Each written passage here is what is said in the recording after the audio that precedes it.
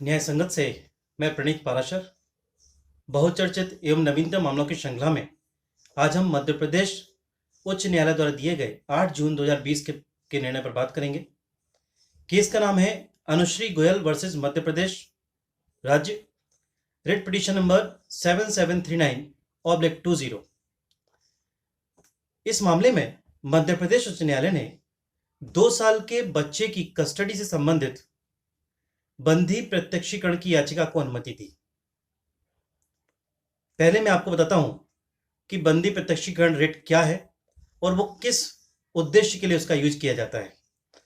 बंदी प्रत्यक्षीकरण रिट भारतीय संविधान के अनुच्छेद 32 के अंतर्गत माननीय सर्वोच्च न्यायालय में एवं अनुच्छेद 226 के अंतर्गत माननीय उच्च न्यायालय में दाखिल की जा सकती है अगर किसी व्यक्ति को निरुद्ध किया गया है, अवैधानिक तरीके से निरुद्ध किया गया है, तो वह व्यक्ति या उसके संबंधी इस पिटीशन को लेकर न्यायालय के समक्ष जा सकते हैं और वहां पर बंदी को, माने जो बंद किया गया, जिसे निरुद्ध रखा गया है, उसे प्रत्यक्ष लाने की बात कही जाती है।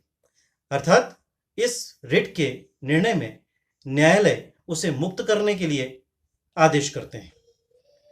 यह रिट किसी बच्चे की कस्टडी को लेकर जारी हो सकती है या नहीं हो सकती, यही इस मामले में मुख्य प्रश्न था।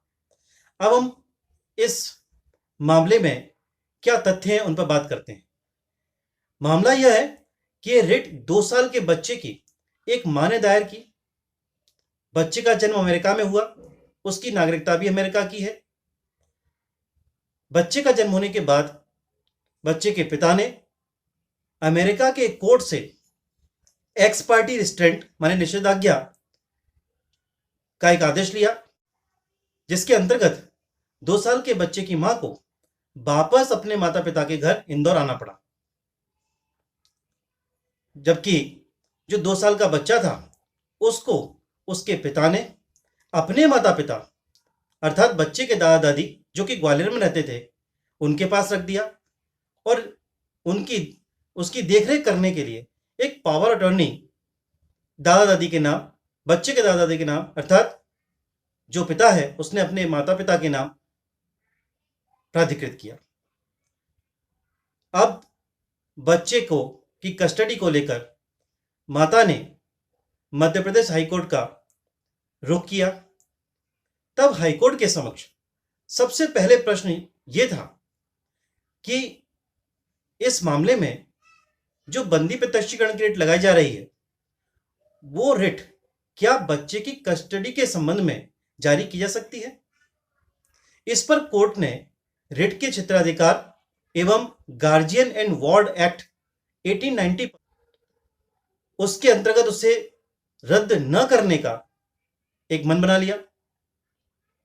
दूसरी बात, कोर्ट ने रिट की प्रकृति पर कहा कि जो रिट है वो अनुच्छेद 226 के तहत उसे दायर करने का अधिकार यह मां को इसलिए प्राप्त है क्योंकि मां भारतीय है। यह बात सही है कि बच्चा अमेरिकी है, लेकिन जो उसका संबंधी है वो भारतीय है। अतः अनुच्छेद 226 के अंतर्गत उसे न्यायालय में बंदी प्रत्यक्षीकरण रिट के लिए प्रार्थना करने का कानूनी अधिकार प्राप्त है। बच्चे कल्याण सर्वोपरि है। इस पारिवारिक कानून के सिद्धांत को अपनाते हुए न्यायालय ने बच्चे की कस्टडी को लेकर बंदी प्रत्यक्षीकरण की रिट जारी की जा सकती है, इसके संबंध में निर्णय दिया और अनुमति दी। कोर्ट ने यह भी कहा कि मामले में अजीबोगरीब तथ्य हैं, परिस्थितियां भी अजीबोगरीब हैं, जो कि भारत के संविधान के अनुच्छेद 226 के तहत बंदी प्रत्यक्षीकरण की रिट की प्रकृति की एक रिट जारी करने के लिए रिट याचिका को निश्चित रूप से स्वीकार किया सकता है। यह स्वीकार करने योग्य है।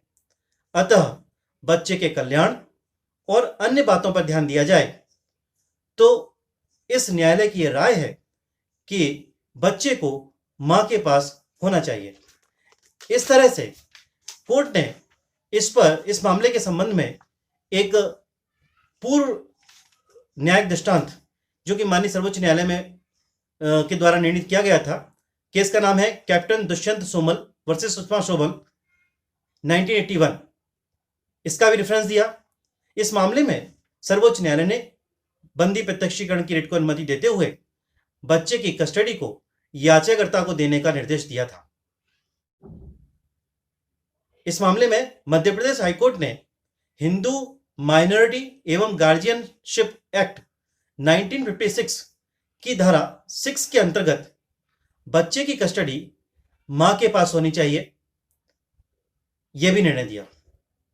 कोर्ट ने इस मामले में यह भी देखा कि जिस एक्स पार्टी निषेधाज्ञा की बात विपक्षी द्वारा उठाई जा रही थी, उस एक्स पार्टी निषेधाज्ञा में कहीं भी बच्चे का जिक्र नहीं था।